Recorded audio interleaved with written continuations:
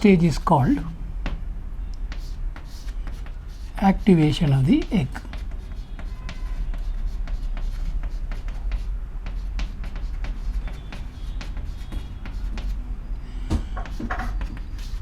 Acrosomal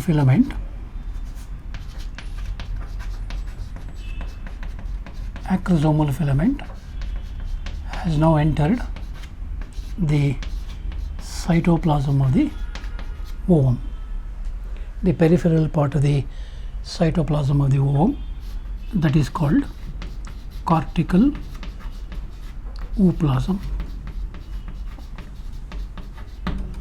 So this peripheral part of the cortical ooplasm now develops granules. These granules are called cortical granules. These cortical granules flow out of the dissolved egg membrane and finally cover the entire egg, form a covering around the entire egg. This newly formed covering is called fertilization membrane. Fertilization membrane. The significance of this fertilization membrane is to prevent the entry of another sperm, because in the human situation it is always monospermy, only one sperm entering the ovum and undergoing fertilization. So to prevent the entry of another sperm, immediately after the entry of a sperm, a fertilization membrane is formed. It prevents the entry of another sperm.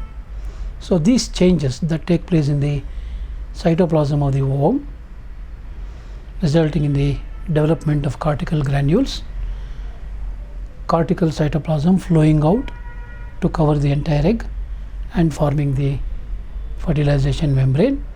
These changes represent activation of the egg. Now the final stage, that is amphimixis. Amphimixis refers to fusion of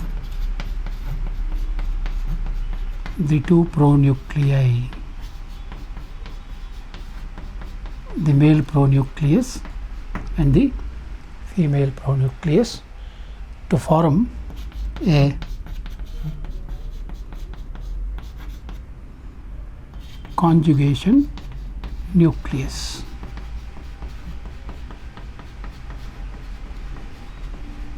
Or a diploid nucleus. In addition to this, there is also the fusion of the cytoplasmic components of the sperm and the ovum. At this stage, the secondary oocyte, remember the ovum is still in the secondary oocyte stage. At this stage, the secondary oocyte completes second meiotic division,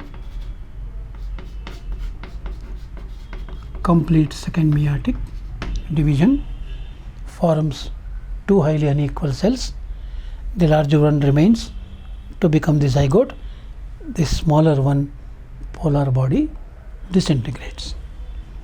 With this, a zygote, a diploid cell called zygote, is formed.